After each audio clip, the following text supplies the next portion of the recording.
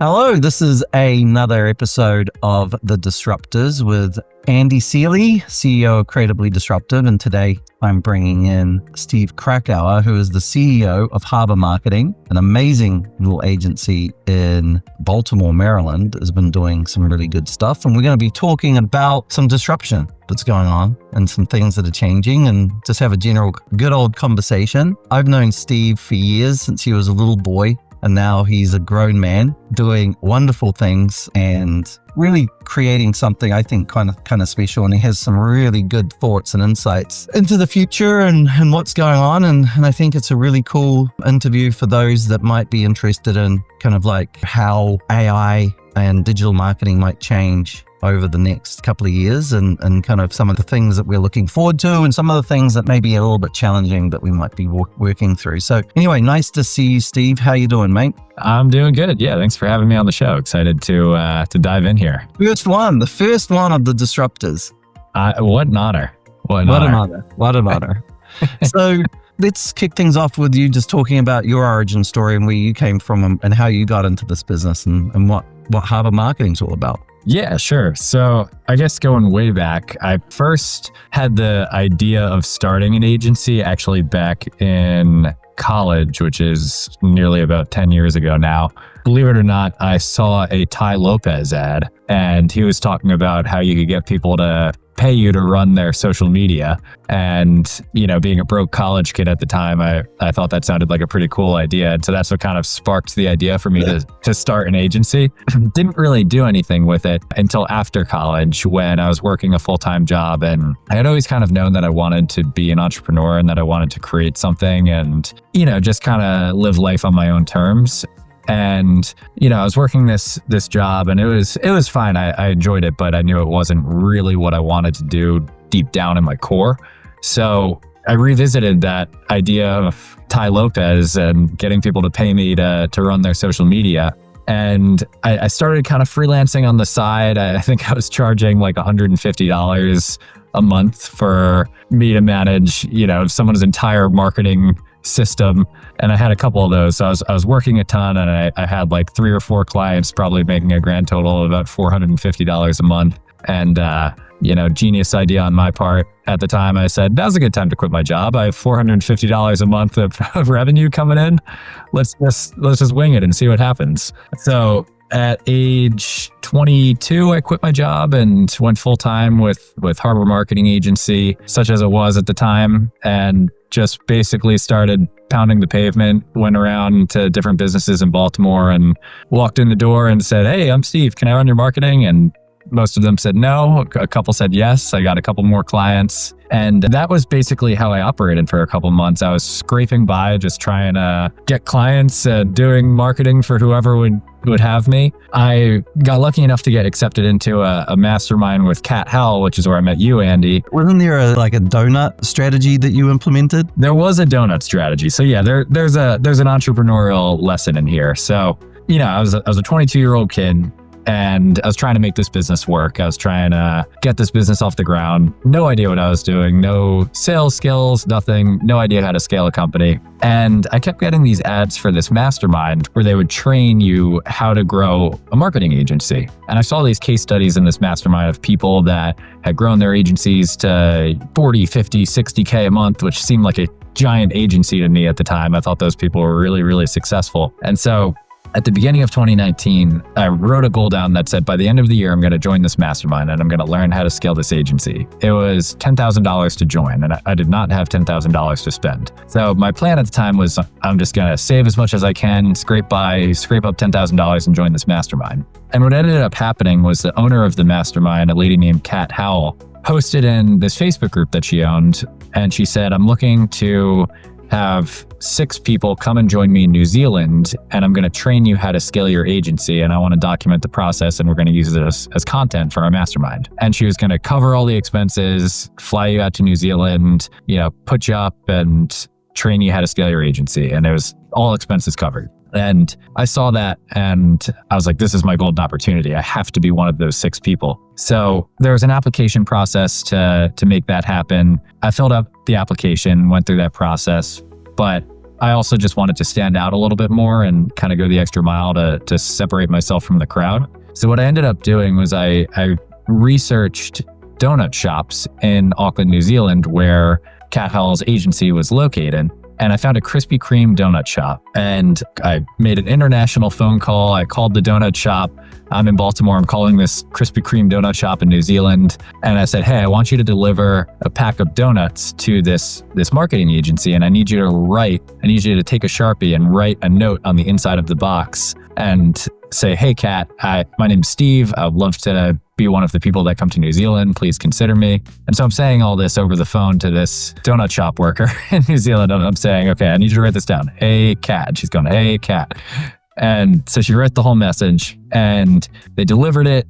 The box didn't get delivered to the right address at first, so I had to have them send another box of donuts. And eventually the donuts got there. I didn't hear anything from Kat for a couple days, but then she ended up posting a story on Instagram that she got the donuts. And I was ecstatic that she got them. I didn't hear anything. She messaged me a couple days after that and said, hey, just wanted to follow up. I got the donuts. Unfortunately, I can't let you come to New Zealand because you already have an agency, and this program is for new agency owners. But I respect the hustle, and I would like to offer you a free spot in our mastermind to learn how to scale your agency.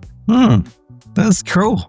Yeah, that was a huge breakthrough for me. And I think if that did not happen, there's no way that I'd be where I am today. That was like the break that I needed. I think, every entrepreneur, if you kind of think outside the box and you stick with it long enough and you just put yourself out there and try different things, most of them are not going to work, but every now and then you're going to hit something that does work and it's going to give you a big breakthrough. And that was one of those breakthroughs for me. So there's a big entrepreneurial lesson there of don't just follow that process that everyone else is doing that is going to get you average results. Think about what are the ways that you can get creative and make yourself stand out and take opportunities and really seize opportunities, not just apply for opportunities. So basically, somebody enjoyed a free box of donuts with a strange message on it. And who knows who that was? Yeah, I mean, somebody, but the point is, she was thinking about me. It was good. Sea of applicants, it was something to stand out. And so that's where I met you. Andy taught me how to sell. Other people in the mastermind taught me how to run Facebook ads. They shifted my mindset around how much to charge. I went from charging $150 a month to $6,000 a month within the course of 2 months of being in that mastermind. So just being able to surround myself with people who are more successful than me was immensely. I mean, that is a key thing that you just said there, that is a small part of the whole story, which is really cool. I mean, before I go into that one, one thing that I think you showed there that I think is really important at the beginning is hustle. Trying to figure out how to break through, because breaking through is tough. And it's a reason why most people sit in cubicles or 7-Elevens working for their whole life, right? That they're doing a grind. They get up at 6 a.m, they get ready, they drive to work, 45 minutes, they work for 8-9 hours, they leave work, they drive home, and they finish work, and most of their day's gone, and most of their life goes that way. And that's because a lot of people really struggle with that breaking through and figuring out that hustle. And that hustle doesn't necessarily mean working really, really hard. Like people say, oh, you just got to work hard. No, hustling to me is a mixture of working a little bit extra, putting a little bit of extra effort in, but it's also thinking things through of how to break through, how to get your head above the crowd so you can start breaking out. And that's a really good story about like doing a little bit of hustle, thinking things through, deciding that you're going to do something. And probably more than anything, and I think you are a really good example of this, is not giving up and just keeping going. Most of the business owners that I've interviewed on the podcast and in the YouTube channel, all of them say the key to success is not giving up. All of them say where we started really making money is when I decided to be a business owner and not a marketer, or not a gymnastics gym owner, or not a baker, or not a whatever. They decided I'm going to be a business owner. Not many people actually start businesses by saying, I want to be a business owner, because that's like a true entrepreneur. True entrepreneurs almost don't care what the business is. They just want it to be a business that they operate. And operating a good business has a lot of key functionalities. You probably started by being, I want to be a marketer. Yeah. I mean, it was I want some beer money. But you did have some talent with digital marketing, working with the company that you worked for before you started, and you were like, I'd like to do this myself. That was a technician position that you then started a business around, and you evolved that into being a business owner, right? Yep. And that hustle and that understanding what the role is and what you're doing is really important to success. And then getting back to what I was going to say, one of the things that you said, which was a small part of everything, but probably a really major part of what I take away, is that realizing your true value.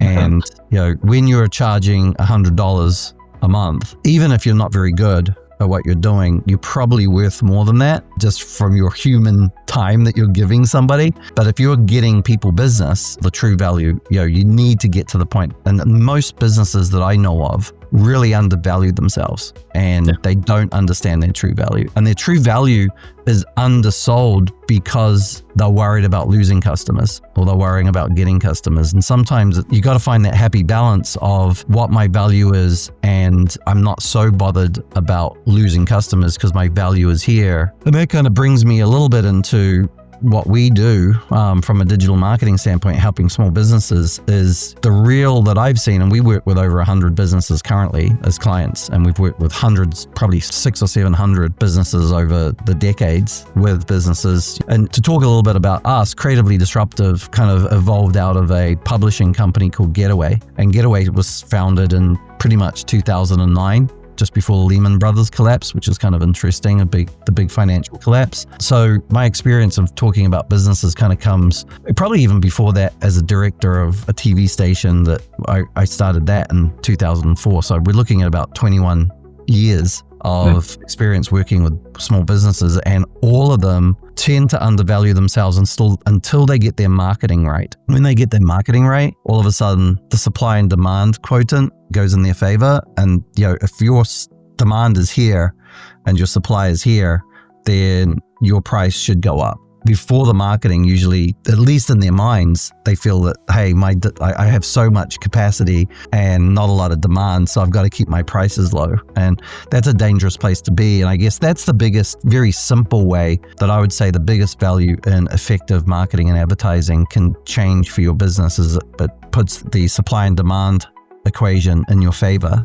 which allows you to charge what you need to charge, which actually will make you profitable. So saying that, I know we tend to focus a little bit more, Steve, on local businesses like lead generation and event marketing and so forth. I mean, Creatively Disruptive also has an e-com arm. We've got a lot of e-com clients that we work with, but we have kind of experience across the board. I was speaking at a major congress in Cedar Rapids, Iowa, and one of the things that I brought up, and I brought it up to see the reaction of the crowd, and there was probably, I don't know, a couple of hundred business owners in the room. And what I brought up was, what do you guys think of marketing? What do you guys think of advertising? And most of these business owners were like, no, it doesn't really work. It's not very good. Kind of feels like a big cost. It's so scary. And then I said, well, what do you guys think about the term of communicating effectively with your community? And all of them were like, oh, that's what I want. I want to be able to communicate effectively with my community. And I said, well, what if you took out the words marketing and advertising and changed it to communicating effectively with your community? How would you feel about utilizing Facebook, utilizing Google? Because you're just communicating with your community using these tools. And even the feeling in the room changed to, oh, tell me more. What do you think about just the terminology of marketing, especially digital marketing, with the amount of, I don't know about you, but I'm guessing, knowing you, that you've had a few customers before they became customers say, I've been burnt once or twice. Yeah, 100%. So what is your thoughts on what basically I was just talking about there, from the feeling of advertising and marketing compared to communicating with your community? Yeah, I mean, you can label it however you want to label it. At the end of the day, people need good marketing. And I think the reason that people have a bad taste in their mouth in regards to the advertising industry in general, marketing, advertising agencies, is because it's a very low barrier to entry business model with a very difficult operational model to run because it's people-based. So when you look at advertising agencies, very easy to start. You can have a broke 22-year-old who walking the streets of Baltimore. Working the streets of Baltimore to start a marketing agency. Very easy to start. Requires no startup costs. However, to run and scale a marketing agency, one, you need to understand marketing. Fundamentally, you need to really be good at marketing and advertising. You need to be good at hiring a team because you can understand it, but you need to either hire people who also understand it and be able to vet for that, or, and which is the case of a lot of marketing agencies, hire younger talent and be able to train them effectively and root out for potential, which is much easier said than done. Then you need good processes in place to make sure that those people who do understand marketing and advertising can systematically follow processes so that you can pay enough attention to each client and keep the business profitable so that you can hire more talent and continue to scale. And a lot of it just falls apart for a lot of people. So what ends up happening is clients sign with these marketing agencies and they don't get the attention that they deserve, or that marketing agency maybe is struggling to bring on clients of their own. So they take on clients that they shouldn't have brought on in the first place, which have, maybe that client had some foundational issues of their business that should have been fixed before they got into marketing and advertising. So there's a lot of things that can go wrong.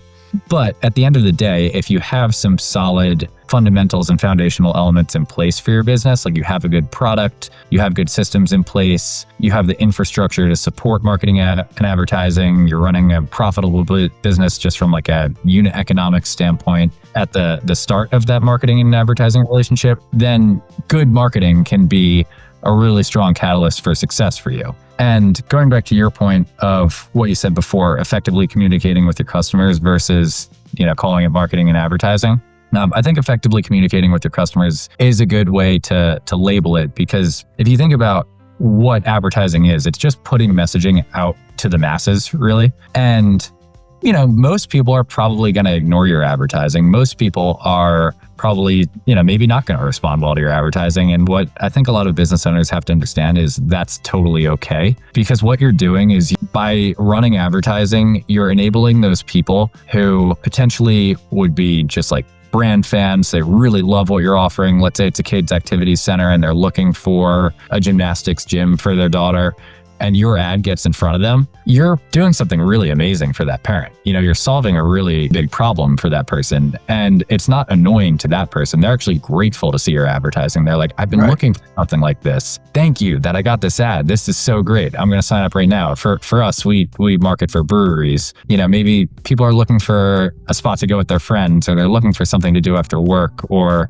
they're a big craft beer fan and they're looking for new beers to try. It's like, I didn't know this existed, and now this is my new favorite spot. And this adds so much value to my life. And that wouldn't happen for that person without advertising. So your audience is out there. Advertising is just a method of getting in front of that audience. Most people will ignore it, and that's okay. It's about finding the 10% of people who are going to be thrilled to see that ad. Right. And that's why I like to call it effectively communicating with your community or your customer, because you're not trying to communicate with everybody. You're trying to communicate with the people that are interested in you, which is your community. And you could own an e-com brand. Your community, like let's say you're a knife salesman. That's probably not the right thing for a lot of, but let's say you're selling hunting knives or butter knives or something.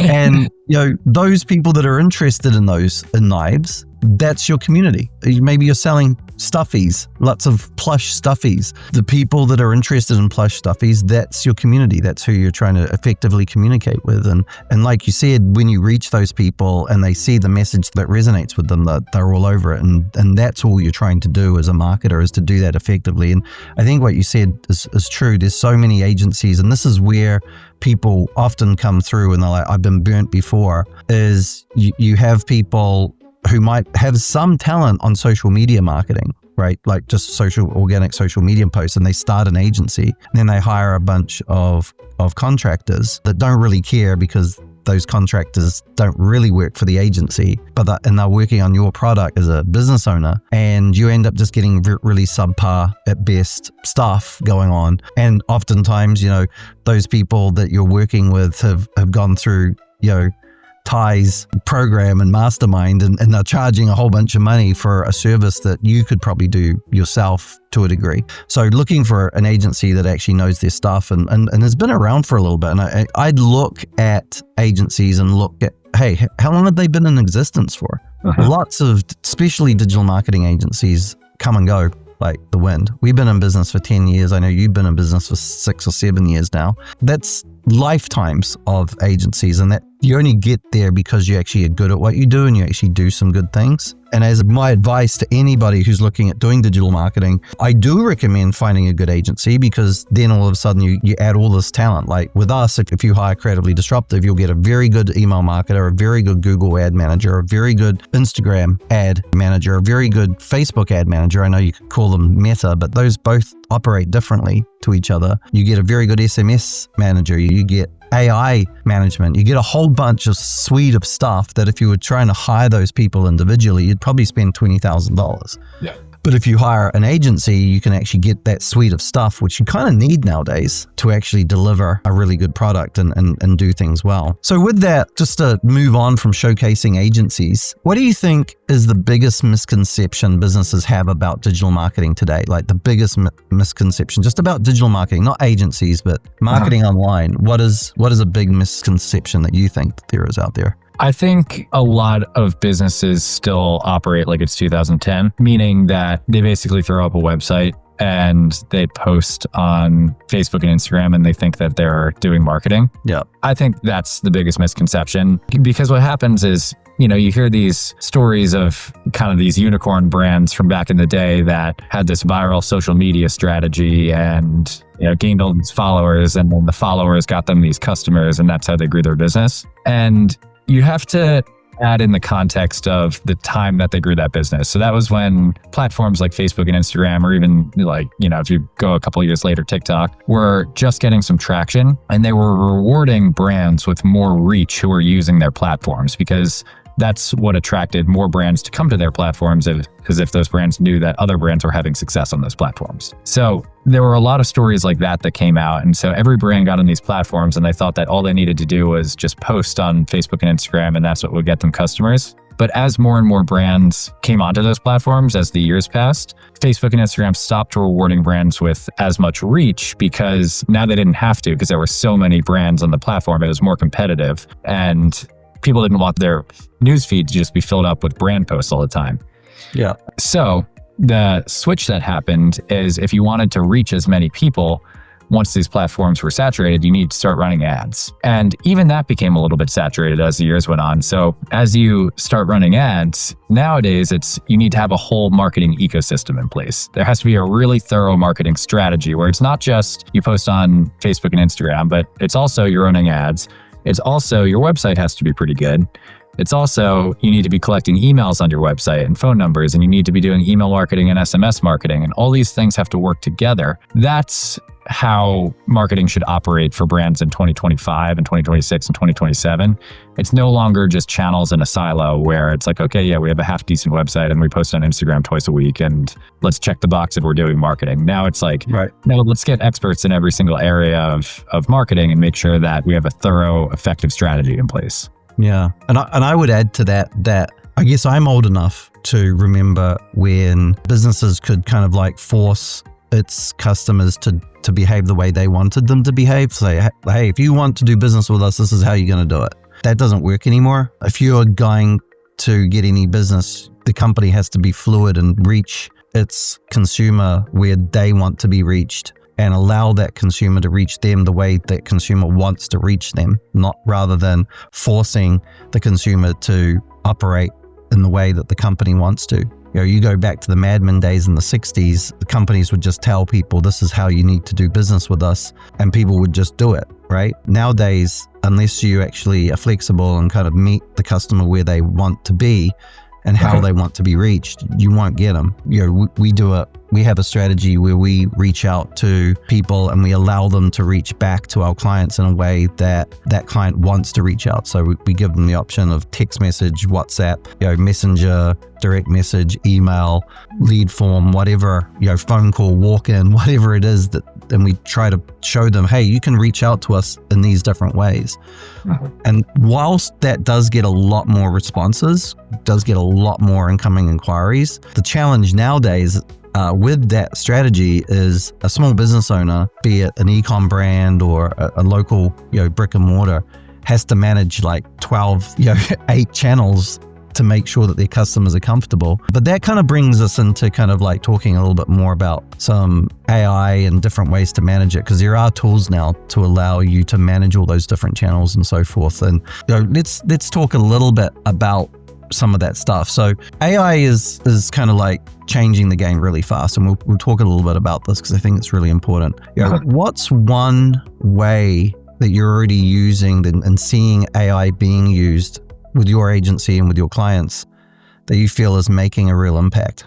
I mean, there's a lot of different ways. One, I think, is just copywriting. I think there are platforms out there that make copywriting. There's no excuse for spelling errors and bad grammar and anything anymore, is there? Yeah, no excuse for spelling errors or bad grammar, and no excuse for boring copy. I think you can, with the right prompts, you can generate some really, really solid, engaging copy for your brand that, takes 30 seconds to spit out in an AI platform. And before that would have taken you, an hour to write. So we use it for copywriting all the time. And I think when people hear that, a lot of people still have this idea of like, oh, you use AI for your copywriting? Like that's so unprofessional. It's cheating.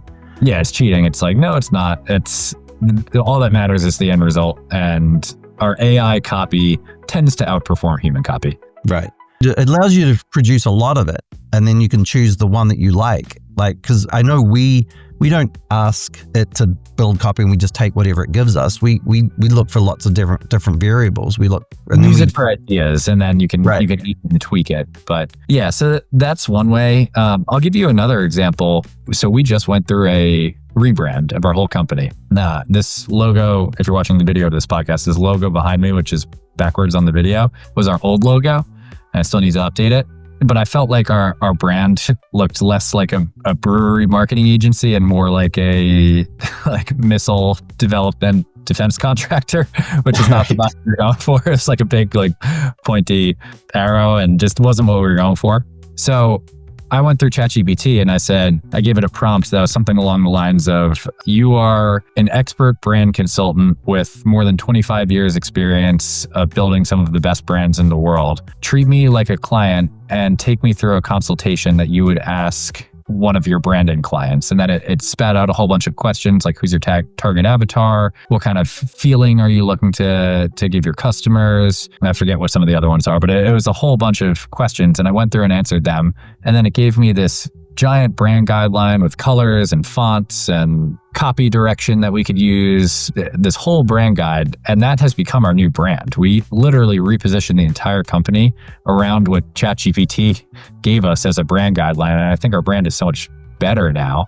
Really, it's like your imagination for how to use AI is the limit to its usefulness. I think it can really be used for anything. I agree. I think, people who go, oh, I feel uncomfortable using AI because I feel like it's cheating or whatever. And I've literally heard that term used, that I feel like it's cheating or I'm not doing the work that needs to be done. It's like, well, okay, back in the day, I guess if you're using a quill to write stuff, I guess it was cheating when typewriters came out. I guess when Word docs and word processors and so forth came out, computers, and got rid of typewriters, I guess you were cheating because you were using word processors and so forth. And it's just another evolution of technology that allows us to be that much more productive. I mean, I can write 2 or 3 blog posts that are my stuff that I want put out there, that I've curated because of the prompts that I've been putting in and the adjustments that I've made. But I've been able to do 4 or 5 of them in half a day instead of taking a whole day to write a blog and then post it and get it all up. I don't think we're going to hear from the people that are saying that AI is cheating for very long, because I don't think they're going to be around in business for very long. I think whether you like it or not, AI is here, and it just is what it is. Either use it or go out of business. Yeah. And there is a difference. I mean, you see the difference between somebody who's a good prompter, who knows how to get the most out of it, and those that don't. There's a skill in itself. Some people are kind of like a bit sad that the golden age of copywriters might be over, but the good copywriters are still good copywriters, and a good copywriter can really get a lot out of AI and really get some good stuff. Well, and to that point, I'll add here that I'm not necessarily a huge fan of AI, like for lack of a better word, morals and ethics behind it. I appreciate good human copywriting and good human artwork, and I don't necessarily think that AI is fully a good thing for humanity. However, I'm a realist that it's here and it's not going anywhere. And if I want to stay in business, I have to use it. We're not putting it back in the box. Pandora's box is opened. Yeah. Right. It's a little bit like nuclear weapons. No one likes them, but they're here. And we have to deal with them. Yeah. As long as Sam Altman and Zuckerberg and everybody's still kicking and their predecessors, we're going to have AI. Right. And it's kind of similar from that standpoint, as it's almost like an arms race. That's why it's not going to stop, because the person that stops because they feel, morally that it's wrong, they will just be crushed by somebody that's doing it. It's gone too far. So how do you see AI? I know we kind of spoke a little bit about it, but how do you see AI shaping the future of the customer experience with e-commerce or digital marketing? That's a good question. Well, I think there's going to be a lot more experiences like the one that you implement for your customers with Kai, which is the chatbot that you install on your client's site. And they think that they're talking to a real human, but really they're talking to this AI robot, but they can't tell the difference. And it gives them up-to-date, accurate information about that business, probably better than a human customer service rep could. Yeah. So I think you're going to start seeing a lot more customer service replaced by AI, both on the chatbot side of things and AI voice robots like what Google has recently invented. I was actually on a call with a business the other day. It sounded 95% human, but the way that it was talking to me, I was like, am I talking to an AI robot right now? And the thing that I think it actually did end up being a human, because she was like, hold on, let me ask my manager. And I was like, okay, I don't think an AI would. Yeah, so you're starting to question humans, whether they're real or not. But my point in sharing that story is it is that good now, where it's at the point where it's difficult to differentiate if you're talking to an AI customer service rep or a human. Yeah, I do think the audio, the spoken one, there's still a bit of an uncanny valley part of it. You might have been speaking to a human that spoke a little bit like an AI, but I don't think there's AIs that actually speak exactly like humans, because we've used a couple of them, and there's pauses, there's internet connection failure, there's service slows, there's all sorts of stuff that can break up the conversation to be a little bit unnatural. And like uncanny valley, and you've heard of the term uncanny valley, right? Where it looks human, but it's not quite, and it makes me feel uncomfortable. Once they get through that, and I actually agree with you, once they get through the service lows and the internet connections and all of that kind of jazz that can kind of cause it to operate a little bit oddly, it's going to be able to handle that. We obviously sell a product to a lot of our clients which handles all of the text-based conversations with web chats and text message responses and all of that, and it operates to the point where people don't know. I mean, we had a client where a grandmother was signing up a kid to ninja classes, and the grandmother was really enjoying the conversation with the AI so much that she started sending photos of the kids, of her grandkids, to the AI. And the AI was responding like somebody who would receive photos of somebody's grandkids, like, oh, they're so lovely and they're so nice and blah, blah, blah. It was pretty crazy stuff. And what I see, which amazes me about AI, because there's still this little part of you that thinks it's kind of like automation. What I'm really starting to see, which is really the difference between automation and AI, is we created this AI for the specific, thing, we call it Kai. But it constantly does things that we don't expect. It constantly does things that we're like, oh, wow, that's cool. We kind of like set it up and say, go, and then it goes and it just goes. And that's a real difference with it, that it kind of like, it goes in its own direction. And it does learn from each conversation that it's had. So the more conversations that it has with our clients, the better it actually gets, which is amazing. To how a human would progress in their job. It's amazing. I mean, we literally say, when we install this into your business, treat it like a employee. It's not going to work perfectly day one like an employee wouldn't. Like, and maybe by month 3, your employee is starting to hit on all cylinders. Have that same expectation. The difference is each time it gets better, it stays being better. It doesn't have a bad day. Mistakes. It stays getting better and better. What do you think excites you most and scares you most about the AI space? I think we're kind of like heading in that direction. I'll keep that question under the context of business.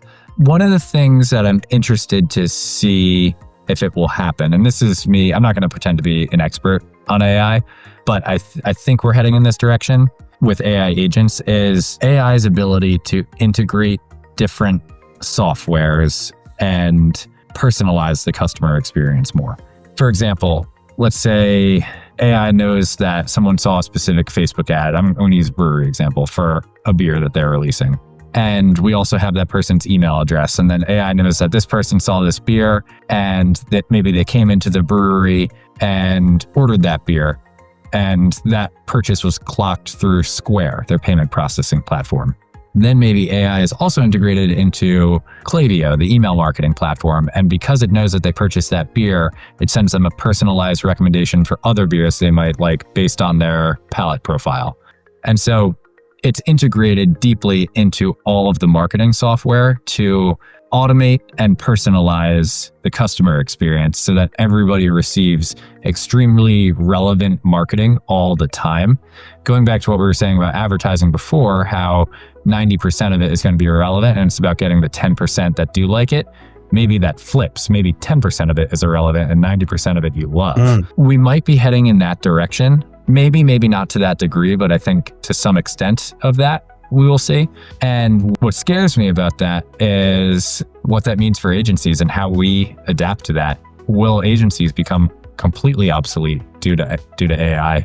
I think because of the fast changing nature and how things are moving, and we're definitely headed in more of a consultancy place. Like there's a small business owner to this, and I don't see this changing for the next 10 years. Many small business owners still want to see a person talking to them about how to improve their business. I might be kidding myself, but that's where I think agencies will head, is being more of a hand-holding consultancy. This is a good move. This is what we do. This is how to do this. Because ultimately, especially with small business, maybe a little bit less with e-commerce, especially with small business, you're dealing with technicians, right? So you're dealing with, if it's a gymnastics gym, you're dealing with somebody who originally got into gymnastics because they love coaching gymnastics. If you're dealing with a bakery, you're dealing with a guy that loves baking cakes and buns and so forth, right? If you're dealing with a brewery, you're probably dealing originally with the guy that loves brewing beer and the technicians that built a business around themselves. So they still enjoy that consultancy thing. That's my hope anyway. Anyway, we got to wrap this up a little bit here. So I've got a final question for you. In 5 years, what will separate the businesses that win from the businesses that fade away? I think to a degree, it will be the same thing that has separated the businesses that win today versus the businesses that were around 5 years ago and are not around today. And I think it's the ability to adapt. Yeah.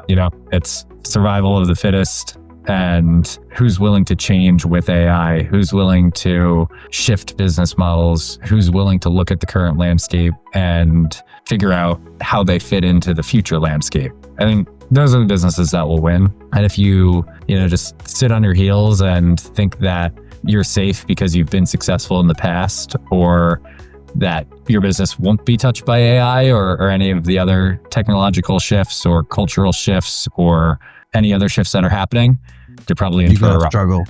Yeah. I think the old adage, this is how we've always done it, is really going to be a very major problem for any company that has that mindset. I'll add to that, it's even more important than ever because technology progresses at an exponential rate. Mm-hmm. So the time span between, discovering fire and inventing the wheel was millions of years. The time span between the internet and AI was like 30 years. Right.